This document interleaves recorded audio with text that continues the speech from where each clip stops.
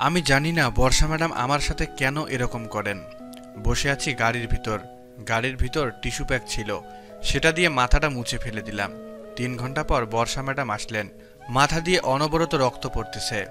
আমি ম্যাডামের দিকে ভালো মতো তাকিয়ে দেখি ম্যাম অন্য একটা ড্রেস পরেছে। আমাকে ল্যাং মেরে ফেলে দেয়। তখন আমি যে বর্ষা তার বান্ধবীর ওপর কপি ফেলি, তাই তারা আরেকটা ড্রেস পরেছে। বর্ষা ম্যাডাম দেখতে অনেক সুন্দর, তামিল নায়িকার মতন। তাড়াতাড়ি বাড়িতে চল। আচ্ছা ম্যাডাম। তারপর গাড়ি স্টার্ট করলাম। তাড়াতাড়ি বর্ষা ম্যাডামের বাড়িতে আসলাম। তখন প্রায় দুপুর 2টা বাজে। বর্ষা ম্যাডাম গাড়ি থেকে নেমে পড়লেন। তুই গাড়িতেই থাক, আমি কিছুক্ষণ পর একটা জায়গাতে যাব, কোথাও যাতে না যাস। আচ্ছা ম্যাডাম। বর্ষা ম্যাডাম চলে গেল।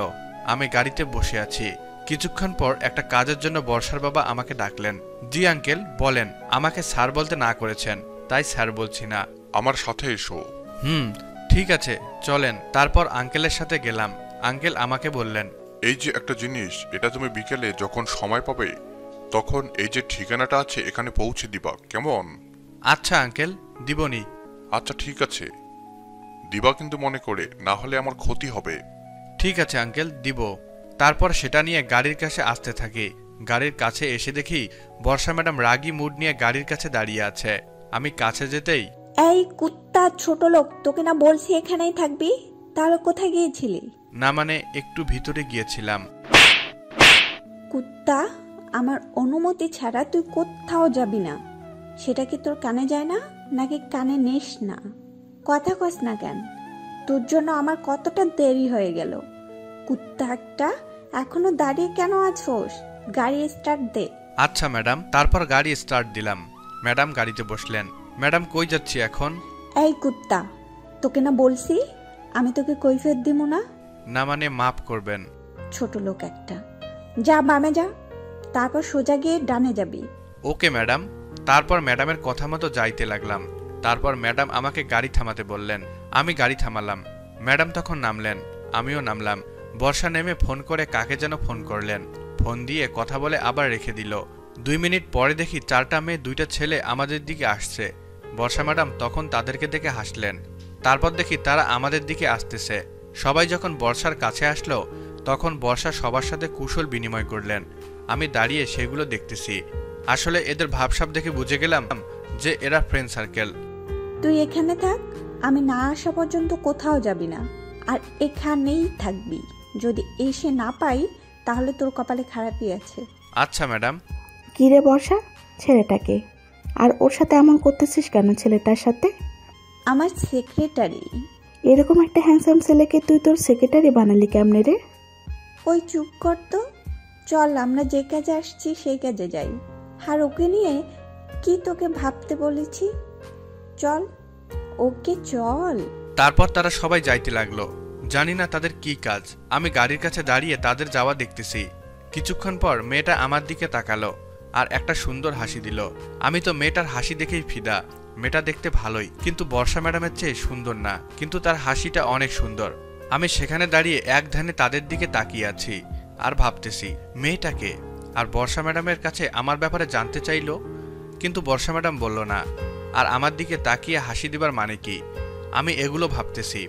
অনেকক্ষণ হলো তারা গিয়েছে, এখনো আসার নামই নাই।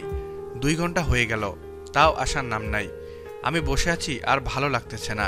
একা একা বসে থেকে কার না ভালো লাগে? কিছুক্ষণ পর তারা আসলেন। আর একটা মেয়ে আর 2টা ছেলে তাদের সাথে নাই। তারা 4 জন আসছে। ওই গাড়ি স্টার্ট কর। আচ্ছা ম্যাডাম, করতাছি। তারপর গাড়িতে উঠলেন সবাই, কিন্তু 4 জন মেয়ে হওয়ায় পিছনে 3 জন বসলেন আর একজন সামনে বসলেন।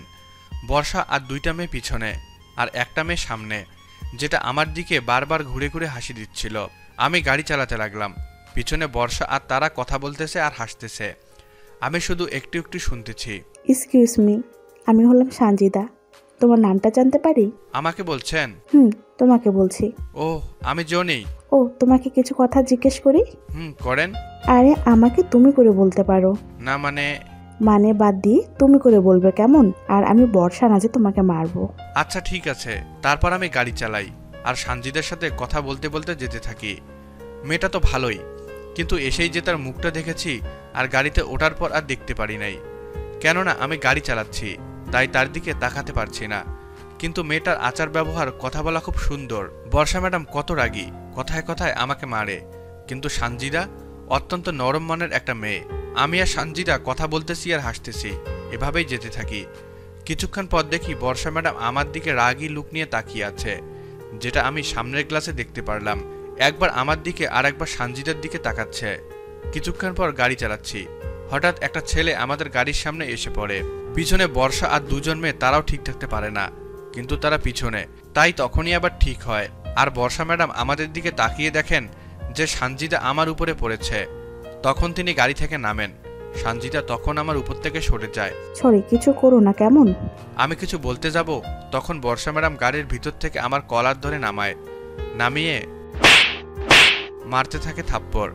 ওই ছোট লোকের বাচ্চা, এখনই তো অ্যাক্সিডেন্ট করেছিলি, গাড়ি চালানোর সময় মন কোথায় থাকে?